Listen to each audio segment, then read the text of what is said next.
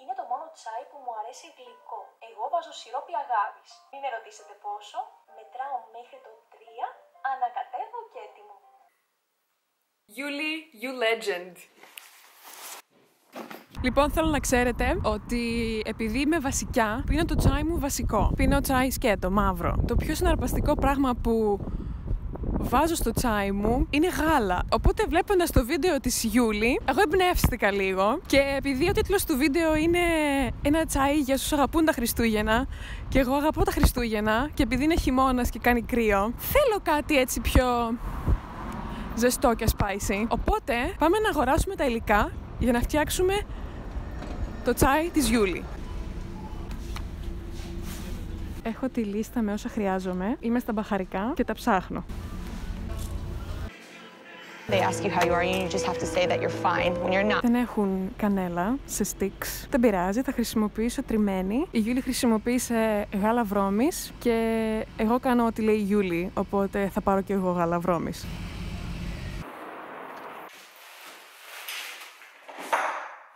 Έχω συγκεντρώσει ό,τι χρειάζομαι. Το γάλα, τα μπαχαρικά, το τσάι, το σιρόπι αγάπης. Η Γιούλη λέει ότι μετράει μισή κούπα νερό και το βάζει να βράζει. Στο μεταξύ παίρνει ένα μπολ και βάζει μέσα τα μπαχαρικά. Σε αυτό το σημείο πρέπει να κάνω ένα disclaimer. Δεν έχω χρησιμοποιήσει ποτέ στη ζωή μου γαρίφαλο και γλυκάνισο, γιατί δεν χρησιμοποιώ μπαχαρικά.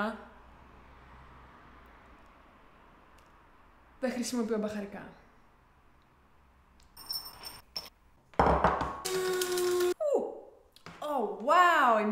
Wow! Η μυρωδιά είναι απίστευτη. Νομίζω είναι εντάξει. Πάμε να κάνουμε το γάλα. Πρέπει να αποφασίσω ποια κούπα θέλω.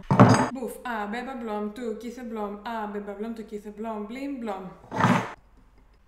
1, 2, 3. Έφτασε η στιγμή της αλήθειας.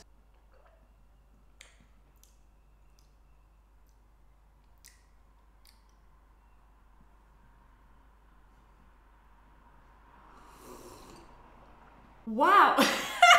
Γιούλη, θέλω να σου πω ότι αυτό το ρόφημα είναι τέλειο. Νομίζω ότι όσο πιο πολύ το πίνω, τόσο πιο πολύ μυρίζω τα μπαχαρικά και τα νιώθω. Θέλω να ξέρετε ότι ανοίγει ένας νέος κόσμος για εμένα. A whole new world. Κοίτα να δεις τι μπορεί να κάνει κανείς με μπαχαρικά, προτείνω να το δοκιμάσετε. Γιούλη, όπως πάντα, είσαι έμπνευση. Ευχαριστώ που παρακολουθήσατε αυτό το βίντεο. Δεν ξέρω αν ήταν χρήσιμο, μάλλον όχι. Καλύτερα να δείτε το βίντεο της Γιούλης. Και τα λέμε στο επόμενο. Bye!